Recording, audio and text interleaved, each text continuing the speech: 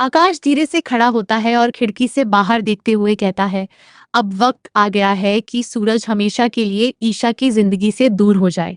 ताऊजी चौंक जाते हैं। उन्हें समझ नहीं आता कि आखिर आकाश क्या करने वाला है। वह पूछते हैं, लेकिन कैसे? सूरज तो इस परिवार का हिस्सा है। आकाश हल्का सा हंसता है और कहता है, रिश्तों को तोड़ने के लिए लड़ाई की जरूरत नहीं होती, बस भावनाओं को सही जगह इस्तेमाल करना पड़ता है। उसकी आंखों में एक खतरनाक चमक दिखाई देती है। वह आगे कहता है, सूरज की दूसरी शादी करवा दी जाए तो ईशा खुद उससे दूर हो जाएगी। ताऊजी कुछ देर तक चुप रहते हैं। उन्हें यह योजना गलत लगती है, लेकिन आकाश धीरे धीरे उनके मन में भी जहर भरने लगता है। वह कहता है, ताई माँ सूरज से बहुत प्यार करती हैं। अगर उन्हें लगे कि सूरज की जिंदगी बसानी जरूरी है तो वो खुद ये रिश्ता करवाएंगी। यहीं से शुरू होता है सबसे बड़ा खेल। उधर सूरज को इस साजिश के बारे में कुछ भी पता नहीं था। उसके दिल में सिर्फ ईशा थी। वह कई बार अपने जज्बात छुपाने की कोशिश करता, लेकिन हर बार ईशा का ख्याल उसे कमजोर बना देता। दूसरी तरफ ईशा भी आकाश के बदलते व्यवहार को नोटिस कर रही थी। कभी वह जरूरत से ज्यादा अच्छा बनने की कोशिश करता, तो कभी अचानक पूरे परिवार के सामने सूरज को गलत साबित करने लगता। ईशा के मन में सवाल उठने लगे थे, आखिर आकाश के दिमाग में चल क्या रहा है? लेकिन अभी असली खेल शुरू होना बाकी था। शाम का समय था। घर के सभी लोग खाने की तैयारी में लगे हुए थे। उसी दौरान ताऊजी धीरे धीरे ताई माँ के पास बैठते हैं। उनके चेहरे पर चिंता साफ दिखाई दे रही थी। वह भारी आवाज में कहते हैं, तुमने कभी सोचा है कि सूरज की जिंदगी का क्या होगा? कब तक वह अकेला रहेगा? ताई माँ ये सुनकर चुप हो जाती है। उनके चेहरे पर चिंता दिखाई देने लगती है। वह कहती है, सूरज अभी शादी के लिए तैयार नहीं है। लेकिन ताऊजी तुरंत जवाब देते हैं, बच्चे कभी अपने फैसले खुद नहीं समझ पाते। बड़े होने के नाते हमें उनके लिए सही फैसला लेना पड़ता है। ताई माँ सोच में पड़ जाती हैं। उन्हें लगता है शायद ताऊजी सही कह रहे हैं। आखिर वो सूरज की खुशी ही तो चाहती थी। दूर खड़ा आकाश ये सब सुन रहा था। उसके चेहरे पर वही खतरनाक मुस्कान वापस आ चुकी थी। उसकी चाल धीरे धीरे काम कर रही थी। अगले ही दिन घर में हलचल शुरू हो जाती है। रिश्ते की बात करने के लिए लड़की वाले आने वाले थे। पूरे घर को सजाया जाता है, लेकिन इस बारे में सूरज को कुछ भी नहीं बताया जाता। जब सूरज घर लौटता है तो ड्राइंग रूम में अनजान लोगों को देखकर चौंक जाता है। कुछ महिलाएं मुस्कुरा रही थीं, लड़की शर्माते हुए बैठी थी और ताई माँ खुशी से चमक रही थी। सूरज हैरानी से पूछता है, ये सब क्या है? ताई माँ प्यार से कहती है, बेटा लड़की वाले आए हैं, बस एक बार बात कर लो। ये सुनते ही सूरज के चेहरे का रंग उड़ जाता है। उसे ऐसा लगता है जैसे किसी ने उसके पैरों के नीचे से जमीन खींच ली हो। वह धीरे लेकिन सख्त आवाज में कहता है, मैं शादी नहीं करना चाहता। पूरा कमरा अचानक शांत हो जाता है। लड़की के पिता नाराज होकर कहते हैं, अगर लड़के को शादी नहीं करनी थी तो हमें बुलाया ही क्यों गया? ताई माँ की आंखों में आंसू आ जाते हैं। उन्हें अपनी गलती का एहसास होने लगता है, लेकिन आकाश जानबूझकर माहौल और खराब करता है। वह सबके सामने कहता है, सूरज को परिवार की इज्जत की कोई परवाह नहीं है। ये सुनते ही सूरज गुस्से में आ जाता है। वह ताई माँ से कहता है, आपने मेरी जिंदगी का फैसला मुझसे पूछे बिना कैसे ले लिया? घर में पहली बार रिश्तों की दीवारें टूटती हुई दिखाई देती हैं। लड़की वालों के जाने के बाद पूरे घर में सन्नाटा फैल गया था। ताई माँ अपने कमरे में रो रही थी, जबकि सूरज गुस्से में घर से बाहर निकल गया। लेकिन असली तूफान अभी बाकी था। कुछ ही देर बाद अचानक घर के बाहर जोर जोर से आवाजें आने लगी। सभी लोग घबराकर बाहर निकलते हैं। सामने आकाश की माँ मीना खड़ी थी। उनके हाथ में चप्पल थी और आंखों में आग। मीना गुस्से से चिल्लाते हुए कहती हैं, इस घर ने मेरी बेटे की जिंदगी बर्बाद कर दी। ताई माँ कुछ समझ पाती उससे पहले ही मीना उनकी तरफ बढ़ती है और चप्पल उठाने की कोशिश करती है। तभी अचानक ईशा बीच में आ जाती है। वह मीना का हाथ पकड़कर कहती है, आपको बड़ों की इज्जत करनी चाहिए। लेकिन मीना गुस्से में कुछ सुनने को तैयार नहीं थी। वह लगातार ताई माँ को अपमानित करती रहती है। उसी समय सूरज वहां पहुंचता है। जैसे ही वह अपनी माँ जैसी ताई माँ का अपमान होते देखता है, उसका गुस्सा फूट पड़ता है। उसकी आंखों में पहली बार इतनी आग दिखाई देती है।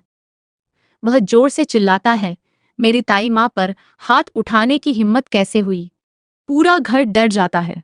सूरज आगे बढ़कर कहता है, अगर किसी ने मेरी माँ का अपमान किया तो मैं बर्दाश्त नहीं करूंगा। ईशा भी सूरज का ये रूप देखकर हैरान रह जाती है। उसने पहली बार सूरज को इतने गुस्से में देखा था। आकाश दूर खड़ा ये सब देख रहा था, लेकिन सबसे डरावनी बात ये थी कि उसके चेहरे पर डर नहीं बल्कि संतोष था, जैसे यही सब वह चाहता था।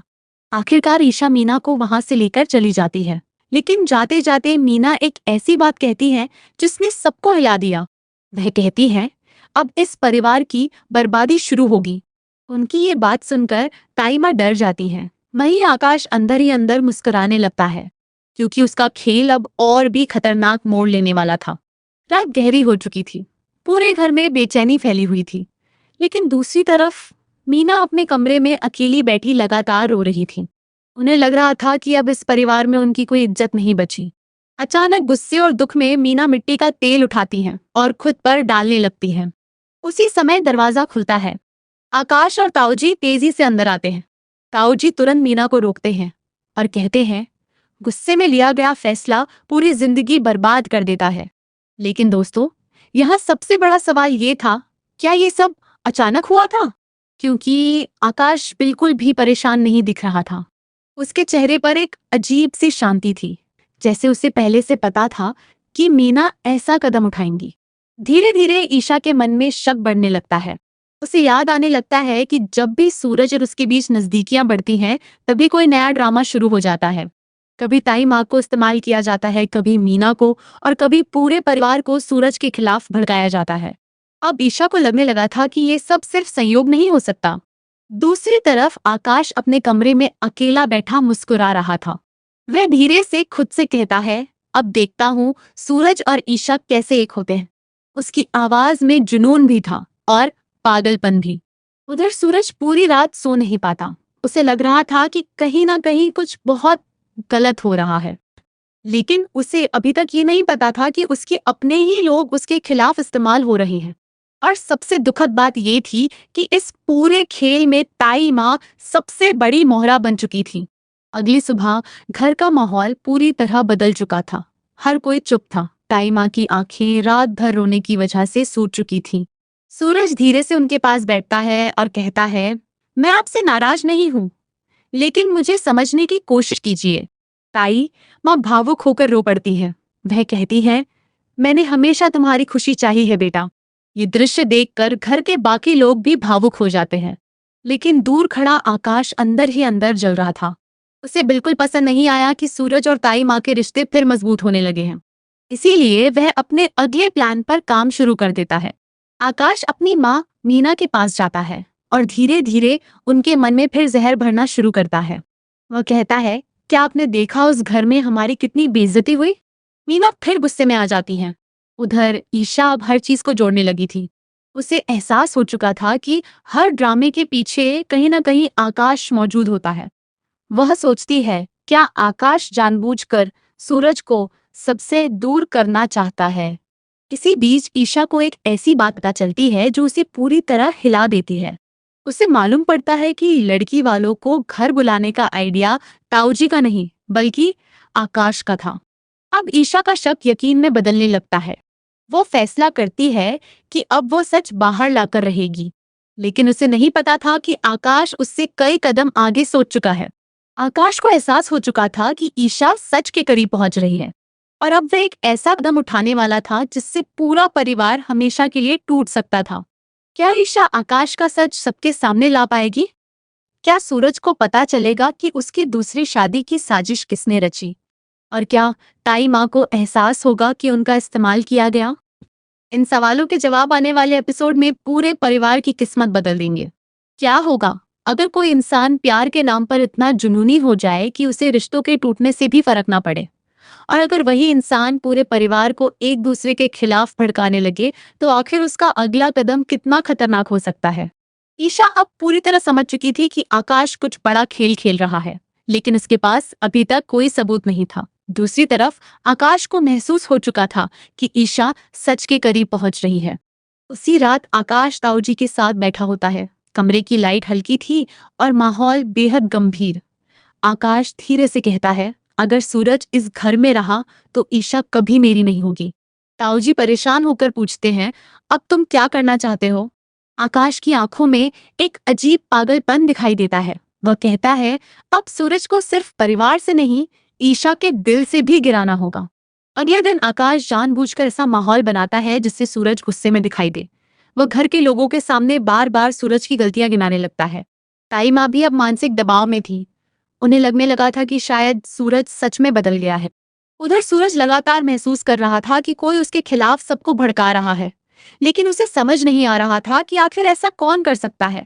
ईशा धीरे धीरे हर बात नोटिस कर रही थी। उसे समझ आ रहा था कि हर झगड़े के पीछे किसी न किसी तरह आकाश मौजूद होता है। लेकिन सबसे बड़ा झटका तब लगता है जब ईशा गलती से आकाश की बात सुन लेती है। आकाश फोन पर किससे कह रहा था, बस थोड़ा और दबाव डालो, सूरज खुद इस घर से चला जाएगा। ईशा ये सुनकर पूरी तरह हिल जाती है। अब उसे यकीन हो चुका था कि आकाश सिर्फ प्यार में पागल नहीं हुआ, बल्कि वह सूरज की जिंदगी बर्बाद करने पर उतर आया है। लेकिन ईशा को नहीं पता था कि उसका ये सच जानना उसकी अपनी जिंदगी को भी खतरे में डालने वाला था। अगले दिन घर में एक नई परेशानी खड़ी हो जाती है। अचानक ताई माँ की अलमारी से पैसे गायब हो जाते हैं। पूरा घर हैरान था। ताई माँ परेशान होकर कहती है, घर में ऐसा कौन कर सकता है। इसी बीच आकाश बड़ी चालाकी से माहौल को सूरज के खिलाफ मोड़ने लगता है। वह कहता है कल ही सूरज बहुत गुस्से में था, शायद उसी ने कुछ गलत कदम उठाया हो। ये सुनते ही सब चौंक जाते हैं। सूरज तुरंत गुस्से में कहता है, तुम कहना क्या चाहते हो। लेकिन आकाश बड़ी मासूमियत से जवाब देता है, मैं सिर्फ शक जता रहा हूँ। धीरे धीरे पूरे घर का माहौल खराब होने लगता है। कुछ लोग सूरज पर शक करने लगते हैं। ताई माँ अंदर से टूटने लगती हैं। उन्हें विश्वास नहीं हो रहा था कि उनका सूरज ऐसा कुछ कर सकता है। उधर ईशा समझ चुकी थी कि ये सब आकाश की नई चाल है, लेकिन बिना सबूत के वह किसी को कुछ साबित नहीं कर सकती थी। रात में ईशा चुपके से स्टोर रूम में जाती है, जहां उसे एक छोटा सा बैग मिलता है। बैग खोलते ही उसके होश उड़ जाते हैं। उसमें वही पैसे रखे थे जो ताई माँ की अलमारी से गायब हुए थे। लेकिन असली झटका अभी बाकी था। बैग के अंदर एक कागज भी था जिस पर सूरज का नाम लिखा हुआ था। ईशा तुरंत समझ जाती है कि ये सब सूरज को फंसाने के लिए किया गया है। उसी समय पीछे से किसी के कदमों की आवाज आती है। ईशा डरकर पीछे मुड़ती है और सामने आकाश खड़ा होता है। उसके चेहरे पर हल्की मुस्कान थी। वह धीरे से कहता है, कुछ चीजें जितनी दिखाई देती हैं उतनी आसान नहीं होती। ईशा पहली बार आकाश की आंखों में वो अंधेरा देखती है जिसने उसे अंदर तक डरा दिया। अब खेल सिर्फ रिश्तों का नहीं रहा था, बल्कि भरोसे और धोखे की जंग बन चुका था। स्टोर रूम में खड़ी ईशा का दिल तेजी से धड़क रहा था। सामने आकाश खड़ा था और उसकी आंखों में एक अजीब आत्मविश्वास दिखाई दे रहा था। ईशा गुस्से में कहती है, ये सब तुम कर रहे हो ना, तुम सूरज को फंसाना चाहते हो। आकाश हल्का सा हंसता है। वह धीरे धीरे ईशा के करीब आता है और कहता है, अगर मैं ऐसा कर भी रहा हूं तो सिर्फ तुम्हारे लिए। ईशा हैरान रह जाती है। आकाश पहली बार खुलकर अपने जुनून का इजहार करता है। वह कहता है, मैं तुम्हें किसी और का होते नहीं देख सकता। सूरज तुम्हारे रास्ते में है और मैं उसे हटाकर रहूंगा। ईशा को अब समझ आ चुका था कि आकाश का प्यार खतरनाक दीवानगी बन चुका है। वो गुस्से में कहती है, ये प्यार नहीं, पागलपन है। लेकिन आकाश की आंखों में कोई पछतावा नहीं था। उधर दूसरी तरफ सूरज अकेला बैठा था। उसे लग रहा था कि पूरा परिवार धीरे धीरे उससे दूर होता जा रहा है। तभी ताई माँ वहां आती है। उनकी आंखों में आंसू थे। वह कांपती आवाज में पूछती हैं, सच बताओ बेटा, क्या तुमने पैसे लिए थे। ये सवाल सुनते ही सूरज अंदर से टूट जाता है। उसे पहली बार महसूस होता है कि अब उसकी अपनी माँ जैसी ताई माँ भी उस पर भरोसा खोने लगी हैं। वो दुखी होकर कहता है, अगर आपको भी मुझ पर शक है तो मेरे पास कुछ कहने को नहीं बचा। ये कहकर सूरज वहां से चला जाता है। दूसरी तरफ ईशा अब फैसला कर चुकी थी कि वह आकाश का सच सबके सामने लाएगी।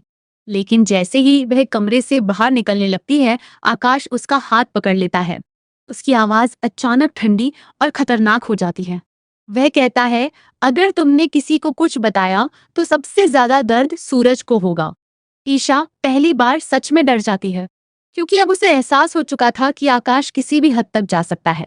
अगली सुबह पूरे घर में भारी तनाव था। सूरज किसी से बात नहीं कर रहा था। ताई माँ बार बार रो पड़ती थी। वहीं आकाश बाहर से शांत लेकिन अंदर से बेहद खुश दिखाई दे रहा था। उसे लग रहा था कि उसका प्लान अब सफल होने वाला है। लेकिन किस्मत ने अचानक कहानी को नया मोड़ दे दिया। घर की छोटी बच्ची गलती से एक ऐसी बात सुन लेती है जिसने सब कुछ बदल दिया। वह सुनती है कि आकाश फोन पर कह रहा है बस आज के बाद सूरज हमेशा के लिए अकेला हो जाएगा। बच्चे डर जाती है और जाकर सारी बात ईशा को बता देती है। अब ईशा समझ जाती है कि समय निकलता जा रहा है। अगर उसने जल्दी सच नहीं बताया तो सूरज पूरी तरह टूट जाएगा। उसी शाम पूरे परिवार के सामने बड़ा झगड़ा हो जाता है। ताई माँ गुस्से में सूरज से कहती हैं, तुम आखिर हम सबसे दूर क्यों होते जा रहे हो? सूरज टूटे हुए दिल से जवाब देता है, क्योंकि यहाँ कोई मुझे समझना ही नहीं चाहता। उसी समय ईशा आगे आती है। वह जोर से कहती है, सूरज की कोई गलती नहीं है। पूरा घर चौंक जाता है। ईशा सबके सामने बताती है कि पैसे किस तरह छिपाए गए थे और कैसे सूरज को फंसाने की कोशिश हुई। आकाश तुरंत बीच में बोलता है, तुम मुझ पर इल्जाम लगा रही हो? ईशा बिना डरे जवाब देती है, क्योंकि सच यही है। कमरे में सन्नाटा छा जाता है। ताई माँ कांपती आवाज में पूछती हैं, आकाश क्या ये सब सच है? कुछ पल के आकाश चुप हो जाता है, लेकिन फिर अचानक वह जोर से हंसने लगता है। उसकी हंसी सुनकर सभी डर जाते हैं।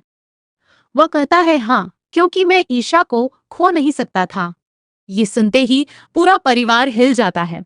सूरज अवाक खड़ा रह जाता है। उसे विश्वास ही नहीं हो रहा था कि उसका अपना भाई जैसी सोच रखने वाला इंसान उसके खिलाफ इतनी बड़ी साजिश रच सकता है। लेकिन सबसे बड़ा तूफान अभी बाकी था। आकाश की सच्चाई सामने आने के बाद पूरा घर जैसे जम सा गया था। किसी को समझ नहीं आ रहा था कि आखिर क्या कहा जाए। ताई माँ की आंखों से लगातार आंसू बह रहे थे। वे कांपती आवाज में कहती है, मैंने तुम्हें अपने बेटे से माना और तुमने हमारे ही घर को तोड़ दिया। आकाश अब पूरी तरह अपने जुनून में डूब चुका था। वह गुस्से में कहता है, मैंने जो किया सिर्फ ईशा के लिए किया, मुझे किसी और चीज की परवाह नहीं। सूरज की आंखों में दर्द साफ दिखाई दे रहा था। वह धीरे से पूछता है, क्या मेरे भरोसे की भी कोई कीमत नहीं थी? कुछ पल के लिए आकाश चुप हो जाता है, लेकिन उसके चेहरे पर पछतावा नहीं था। उधर ईशा अब समझ चुकी थी कि अगर आज आकाश को नहीं रोका गया तो ये परिवार कभी नहीं जुड़ पाएगा। वह सबके सामने कहती है, प्यार किसी को पाने का नाम नहीं, बल्कि उसे खुश देखने का नाम होता है। ये बात सुनकर सूरज भावुक हो जाता है। तभी अचानक मीना सामने आती है।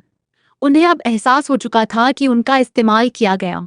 वह रोते हुए कहती हैं, हम सब आकाश की बातों में आकर एक दूसरे से लड़ते रहे।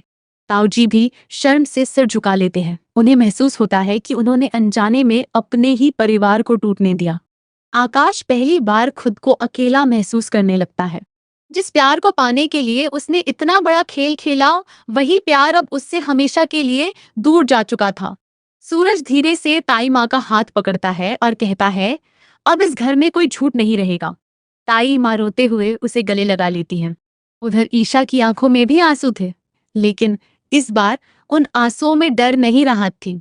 आकाश चुपचाप पीछे हटता है। उसकी आंखों में हार साफ दिखाई दे रही थी, लेकिन जाते जाते वह एक आखिरी बार मुड़कर ईशा को देखता है, जैसे अभी भी उसके दिल में कोई अधूरी आग बाकी हो। और दोस्तों, यहीं से कहानी एक नए मोड़ पर पहुंच जाती है। क्या आकाश सच में बदल जाएगा? क्या सूरज और ईशा एक हो पाएंगे? और क्या ये परिवार फिर से पहले जैसा बन सकेगा? इन सवालों के जवाब आने वाले एपिसोड में मिलेंगे। क्या होगा जब सच सामने आने के बाद भी एक इंसान अपनी हार मानने को तैयार ना हो, और अगर वही इंसान बदले की आग में जलने लगे तो क्या पूरा परिवार फिर से खतरे में पड़ सकता है? आकाश की सच्चाई सामने आने के बाद घर का माहौल पूरी तरह बदल चुका था। कोई उससे बात नहीं कर रहा था। ताई माँ की आंखों में निराशा थी, जबकि ताऊजी खुद को दोषी महसूस कर रहे थे। लेकिन आकाश के अंदर अभी भी गुस्सा खत्म नहीं हुआ था। वह अपने कमरे में अकेला बैठा था। उसकी आंखों में नफरत साफ दिखाई दे रही थी। वह बार बार ईशा और सूरज की बातें याद कर रहा था। तभी उसका फोन बजता है। फोन पर कोई पूछता है, अब क्या करने वाले हो? आकाश धीमी लेकिन खतरनाक आवाज में कहता है, अगर ईशा मेरी नहीं हो सकती तो मैं किसी और की भी नहीं होने दूंगा। उधर ईशा अब सूरज के करीब आने लगी थी। दोनों के बीच गलतफहमियां धीरे धीरे खत्म हो रही थी, लेकिन सूरज अभी भी अंदर से टूटा हुआ था। वह ईशा से कहता है, मुझे समझ नहीं आता, आखिर मेरा अपना परिवार मुझसे इतना दूर कैसे हो गया? ईशा उसे समझाती है कि हर गलती उसकी नहीं थी। कई चीजें जानबूझकर उसके खिलाफ की गई थी। इसी बीच अचानक घर की बिजली चली जाती है। पूरा घर अंधेरे में डूब जाता है। ताई माँ घबरा जाती हैं। तभी बाहर किसी के कदमों की आवाज सुनाई देती है। सूरज तुरंत बाहर भागता है, लेकिन वहां कोई नहीं होता। कुछ देर बाद ईशा के कमरे के बाहर एक चिट्ठी मिलती है। उस पर लिखा होता है, सच बोलने की कीमत बहुत भारी होती है। ये पढ़ते ही ईशा डर जाती है। सूरज समझ जाता है कि आकाश अभी भी शांत नहीं बैठा है। अब कहानी सिर्फ परिवार के झगड़े तक सीमित नहीं रही थी, बल्कि डर और बदले की जंग बन चुकी थी। अगली सुबह ताई माँ मंदिर में बैठी रो रही थी। उनके मन में एक ही सवाल घूम रहा था, आखिर उन्होंने अपने परिवार को इतना कमजोर कैसे होने दिया। उन्हें बार बार वो पल याद आ रहा था जब उन्होंने सूरज पर शक किया था। उसी समय सूरज धीरे से उनके पास आता है। वो बिना कुछ कहे ताई माँ के पास बैठ जाता है। कुछ देर तक दोनों के बीच खामोशी रहती है। फिर ताई माँ कांपती आवाज में कहती है, मुझे माफ कर दो बेटा, मैं तुम्हें पहचान नहीं पाई। सूरज की आंखें भी भर आती है। वह कहता है, गलती आपकी नहीं थी, किसी ने हमारे भरोसे का फायदा उठाया। ताई माँ पहली बार खुलकर रो पड़ती है। उन्हें एहसास हो चुका था कि प्यार में अंधा भरोसा भी कभी कभी पूरे परिवार को तोड़ सकता है। दूसरी तरफ आकाश घर छोड़ने की तैयारी कर रहा था। मीना उसे रोकने की कोशिश करती है, लेकिन आकाश गुस्से में कहता है, इस घर में अब मेरे लिए कुछ नहीं बचा।